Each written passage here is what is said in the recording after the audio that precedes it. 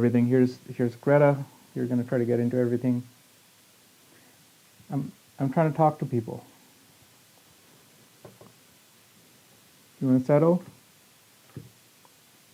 Or you want to be on camera? I forgot to shut the door, didn't I? Okay, today I'm going to talk about Sora 2 and my thoughts on it. So here we go. A few weeks ago, I was at a grocery store with my wife, and we're buying chicken. It was like a health food store. They have the best raw chicken. I don't know how. It's called Smart Chicken. It's really good. Just can't come close to the taste of that chicken from like anywhere else. Anyway, so that aside, we were checking out of the store, and the people at it's a little local chain. They're very friendly, and the cashier lady always strikes a conversation and tries to do more than just here's your payment and so on. So she started talking, and she started mentioning about how there are these fake bananas out there. That is why people are coming to their store to buy the real organic bananas. And I said, what fake bananas are you talking about? And look, haven't you seen the video? They're making fake bananas. They take these green bananas that are never supposed to turn yellow, and they spray them yellow. I'm like, wait a second, because I have read and seen about these the way the banana supply chain works, and it's called cold chain. If you're not familiar with it, it's basically supply chain, but cold meaning it's all refrigerated all the way, and that's how people like you and me can eat bananas year-round, even though we don't live anywhere near a banana plantation. So there's a whole process there, but bananas are ripened artificially, and I don't know if ripening is the correct word. They're in a big room with, and they fill the room with some kind of gas that ripens the bananas. I mean, oranges are done that too, because a ripe orange is not nice and orange all the way around, but we are used to seeing an orange all the way around that is ripe, and they're turned orange artificially that way too, but they're not spray painted orange. So there's a whole thing about supply chain and how bananas are ripened and vegetables or fruits are ripened that way artificially. I read about this in a book called Frostbite by Nicola Twiley, I think, and I'll link the book down below. So anyway, I'm telling her this as like, hey, I'm aware this exists, but they're not spray painting them yellow. And she's like, oh no, they are. And she pulls out her phone as we're trying to leave and starts showing us this video. And in this video, it looks like a real warehouse or factory with a real conveyor down the middle. And these green bananas, and there's two kinds of bananas, ripe bananas that you eat, and the green bananas like plantains, which are typically like vegetables, and you need to cook them. And these are obviously very green bananas that look like maybe plantains, coming down this conveyor in these in clusters. And there's a person standing with a spray gun, and this is all in this video, by the way. A person standing at the spray gun, spraying down these bananas with some kind of a yellow spray, and as they're passing the spray gun, and again, it's not high tech or anything, it's just very straightforward. As they're passing the spray gun, the bananas are turning yellow. And they're turning yellow not just on the top side where the spray is hitting them, but also on the bottom, all the way around, like they're coming out of this spray zone exactly like ripe bananas. And there was another video about bell peppers, turning from green to red as well. Same thing happening, very obviously fake, and overspray looked fake and all that stuff. But it was a vertical format video, and it was just, I think, being shared on social media. I don't know which social media. I haven't found that since I saw it on this person's phone. And I said, ma'am, I'm very sorry to have to tell you this. I tell her that this looks fake. This looks like somebody made a CGI, and that's the term I use, CGI, because that's what we are kind of used to associating with fake videos. I mean, I think in the video community we call it VFX, but really CGI is kind of what is colloquially or normally people talk about. So I said, ma'am, I'm very sorry to have to tell you, but that looks fake. Like that doesn't look like that was actually happening. She's like, I believe it. Immediately, she's just like, I believe it, and she was just like adamant. She kind of stepped back, her body posture changed, and we decided to stay cordial and polite, and we're like, all right, well, thanks for sharing with us, and then we're packed up and ready to leave anyway, so we went on our way, and that really stayed with me, and that was 2 weeks ago, and then this week I'm hearing all this stuff about Sora 2, and if you haven't heard, here's what Sora 2 looks like.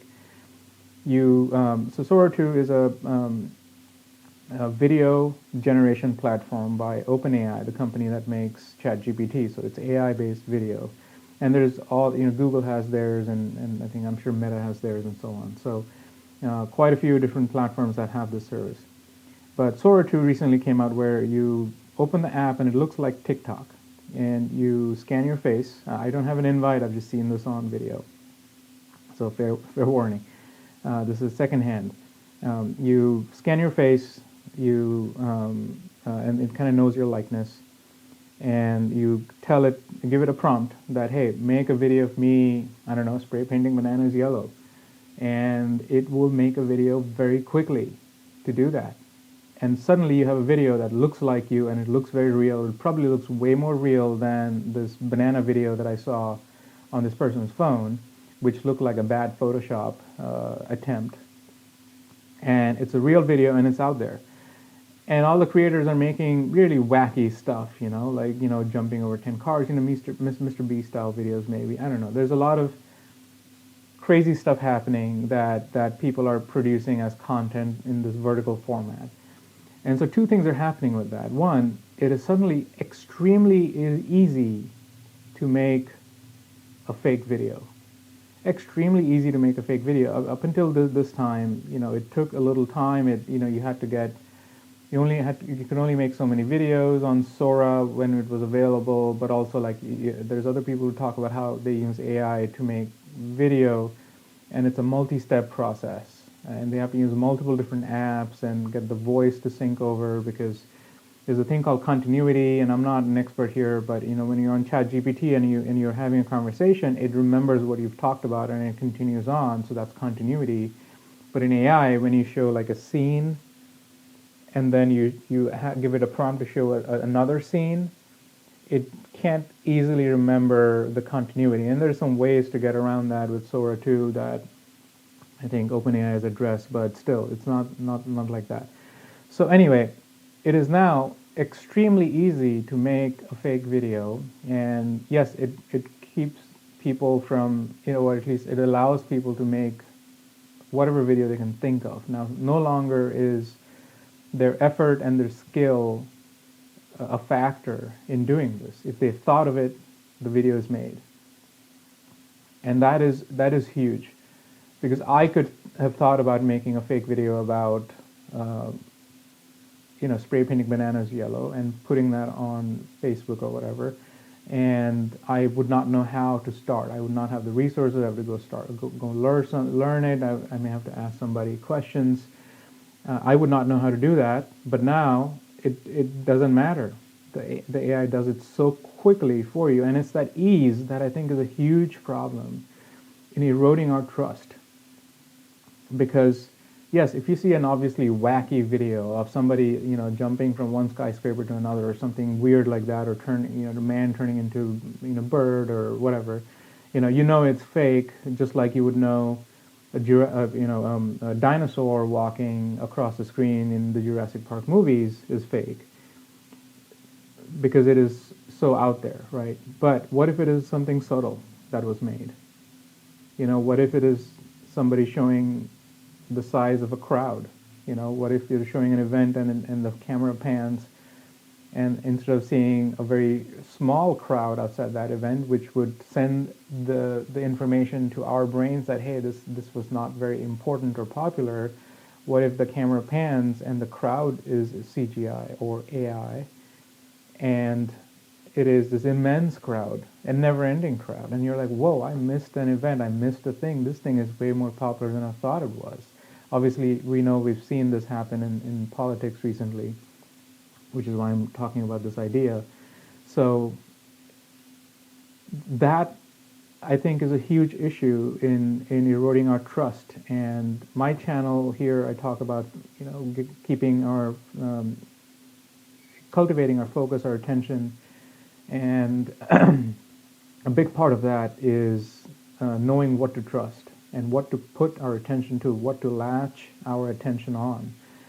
And now, the things we see, obviously not just like with our eyes, because I'm looking out my window here, and I see grass, I see a shed, I see a road and motorcycle and all kinds of stuff out there, and that is real. I know that. But I depend on the internet and I depend on my phone and the world I see through the phone to understand what is happening outside of me, outside of my immediate environment, and I'm doing it with my eyes, and that is now cannot be trusted. And probably, people have been misleading us with CGI probably for a long time,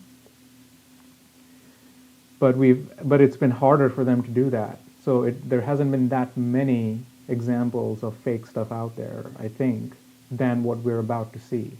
And that's what people are talking about, the slop. This AI slop that is going to cram every nook and cranny of the internet. Are we going to run across some constraints there? Like maybe we don't have enough server space available to store all this content that people are going to be generating at a quick prompt. But that can be solved with more warehouses of servers. Are we going to run out of electricity to power these data centers? Maybe, but that can also be solved. Not immediately, but maybe with time. So,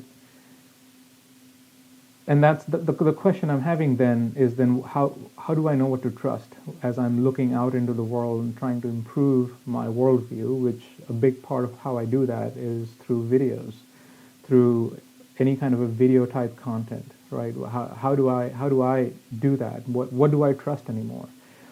And that has been the big question in my mind, because I see our ability to see and inform ourselves is so crucial, because even a small thing can raise doubt, and we might have an idea about, let's say something horrible happens somewhere, like a school shooting happens somewhere, and if somebody just made a video showing that it wasn't a big deal, and then other people are saying that, oh, it was a huge deal and X, Y, and Z and whatever happened. But because maybe if somebody made a fake video with AI that it was maybe not a huge deal, that now sows the seed of doubt in people's mind, because we are not in that town where the school shooting happened. So we are basically understanding what happened based on what we can see on a screen somewhere. And what we can see on a screen suddenly is no longer completely true. I don't know of any good way, reliable way that we have access to that can prompt us and say, hey, that is probably AI. I don't know if I don't know if I'm watching the something on my phone that there's a pop-up that says, by the way, this video is AI generated, this video is not AI generated. I don't think there's any mechanism to do that. I don't think we have the technology yet. So that is really what is concerning me, is that it is so easy to sow doubt now, because, people like us can become cynical and say, you know what, I don't trust videos anymore, and we'll find some other ways, and I'll talk about what those ways could be in a little bit. But when we can sow doubt so easily en masse, that I think is a huge problem. There's a book written some time ago called Merchants of Doubt, and I'll just quickly read from the Wikipedia page here. If I can pull it up. I can't. There was a book written called Merchants of Doubt, and it was written by Naomi Oreskes and Eric M. Conway. And it talks about how a group of scientists found a way to, because they were afraid of regulation that was coming in because of the hole in the ozone layer and regulations around Freon at that point, and then climate change, global warming, and some regulations around emissions were coming about, and they got afraid of regulations, not saying they were against these ideas, but they got afraid of regulations, and they figured out a way to sow enough doubt in the minds of people to show that, hey, even though the scientific consensus is that these things are happening, they're not 100% sure, and that was enough to get people to say, like, maybe that's right, maybe we don't know what is actually happening, and that was enough of a doubt to do that, and now that just got extremely easier to do, being able to sow doubt in people's minds. And that is a huge issue, I think, for anybody who is interested in paying attention to the world, in knowing what is happening and expanding your worldview. So that is my biggest concern with Sora 2 and just how easy it is to do this. Obviously, there's the other concern there is also with attention, because you know people are already scrolling a ton on their phones, and they're usually scrolling these vertical videos that keep them hooked because that's how they're designed, and then you don't have to think about what to view next. You just scroll, and the next thing could be very interesting to you because it knows kind of what you like. So that is, and we've just basically made it very easy to produce videos like that, and that is again a huge concern. So I don't know how to solve that, because the making those vertical videos like Sora is doing, the new Sora 2 app is doing, is obviously there's an ease to that. It is very easy to just jump into that app and just stay on there, and I don't know how to counter that ease, but I do have a few ways to counter the trust, because I don't want to leave you with this, sensationalist idea of like, oh, we're doomed. Like, that's not what I'm saying, because I think we still have some ways to find information, expand our worldviews that are trustworthy. And here's a couple ways. Find people that are giving out information that is taking a lot of effort. And the one way that I know how to take something that takes a lot of effort is people who write books, especially not just write books, but also they are published by a publisher, they're fact-checked, they are printed and distributed to stores, and so on. Audiobooks may be another example. Somebody has to sit and narrate those, again, which I guess could be done very easily with AI these days. So I would say books are going to become very valuable. At least they already have been very valuable for me. You can see my library back there, but I think they're going to be just even more valuable, because there's now gatekeepers that are going to try and prevent slop from taking over in that information. Will people still find a way to deceive through books? Of course they will, and they already have been. So that has already been happening. So it's not a perfect solution, but I think it is a solution, is that more and more of my information is not going to come from a published book by a reputable author, by a reputable publishing house. The other way I would say I would pay attention to is attending live events if I can, and that really restricts us. And that is the disappointing part of this, that it's extremely restrictive to go see a live event where somebody is talking, like it would be like a live TED Talk or something like that.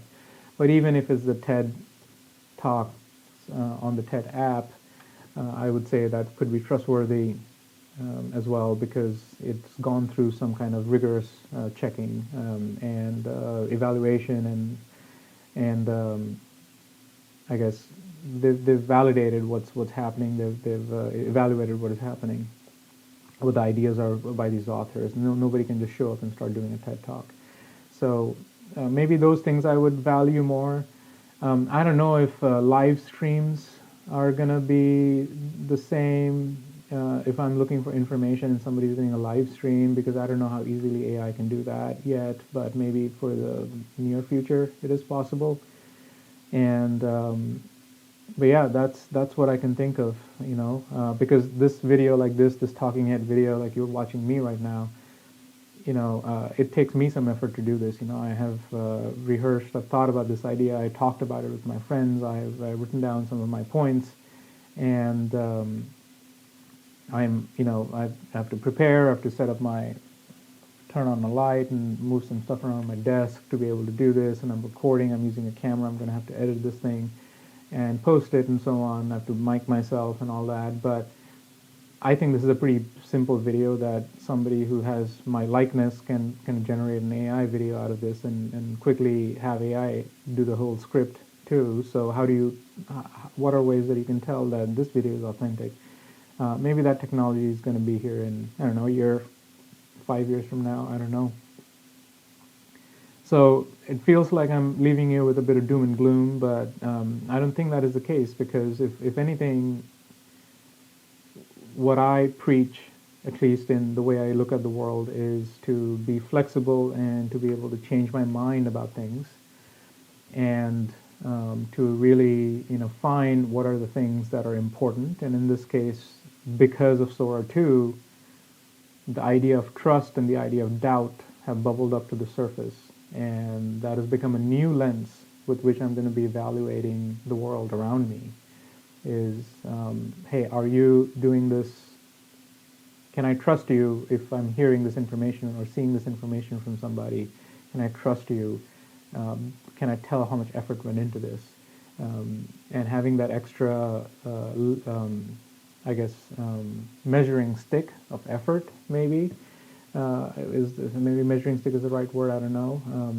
That criteria to evaluate somebody's effort, maybe that is the thing that has come out of this, that maybe I was not thinking about before, but now I am.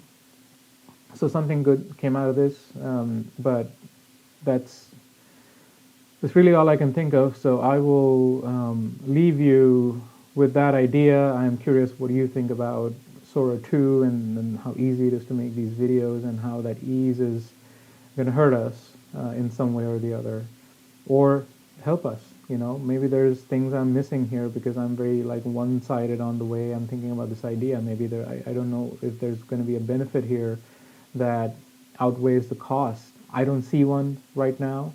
I don't want to just be that skeptical person, but I don't see a huge benefit other than a lot of TikTokers are going to be out of a job, maybe.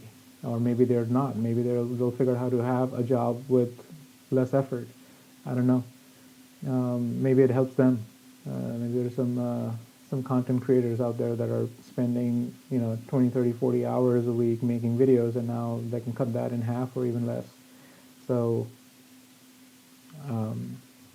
yeah, that's it. I'll see you in the next one.